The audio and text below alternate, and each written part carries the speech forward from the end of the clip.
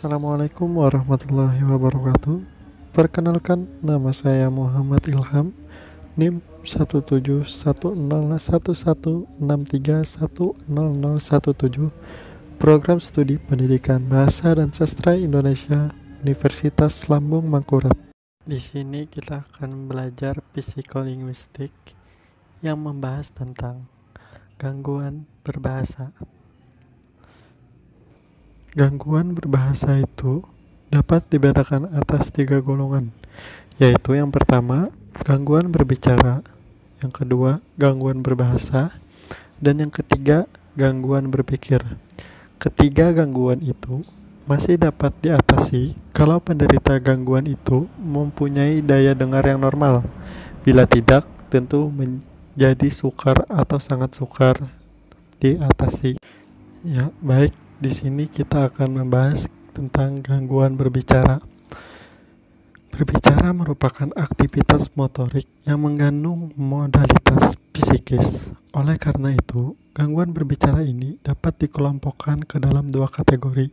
Pertama, gangguan mekanisme berbicara yang berimplikasi pada gangguan organik. Dan kedua, gangguan berbicara psikogenik.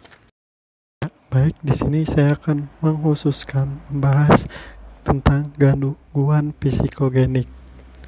Gangguan berbicara psikogenik ini sebenarnya tidak bisa disebut sebagai suatu gangguan berbicara.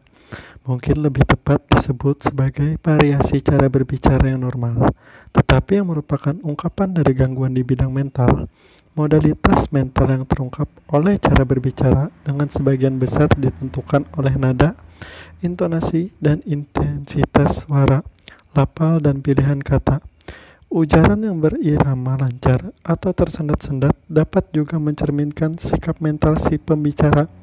Gangguan berbicara psikogenik ini antara lain sebagai berikut, yaitu contoh saya ambil berbicara gagap. Berbicara gagap. Gagap adalah berbicara yang kacau karena sering tersendat-sendat, mendadak berhenti, lalu mengulang-ulang suku kata pertama, kata-kata berikutnya, dan setelah berhasil mengucapkan kata-kata itu, kalimat dapat diselesaikan. Acap kali, si pembicara tidak berhasil mengucapkan suku kata awal, hanya dengan susah payah berhasil mengungkapkan konsonan atau vokalnya awalnya saja. Lalu dia memilih kata lain dan berhasil menyelesaikan kalimat tersebut, meskipun dengan susah payah juga, dalam usahanya mengucapkan kata pertama yang barangkali gagal. Si pembicara menampakkan rasa letih dan rasa kecewanya. Berikut contoh orang berbicara gagap. Gua minta tolong lo kasihin kembang ke dia. Bilang dak dari gua. Kalau nggak mau,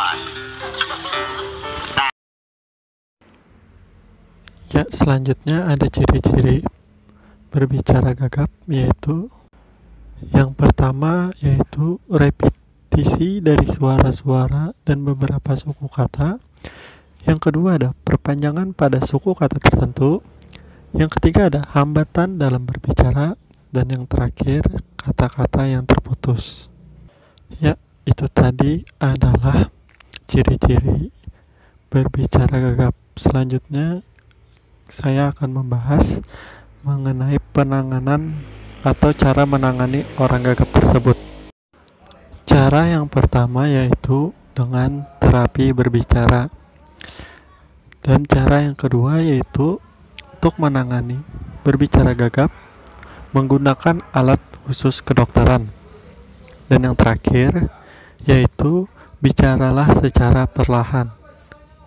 Baik, itu tadi adalah pembahasan mengenai mata kuliah psikolinguistik yang membahas tentang gangguan berbahasa, tentang gangguan berbicara gagap.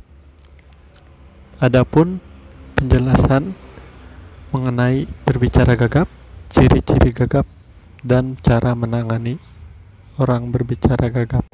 Sekian, terima kasih. Wassalamualaikum warahmatullahi wabarakatuh.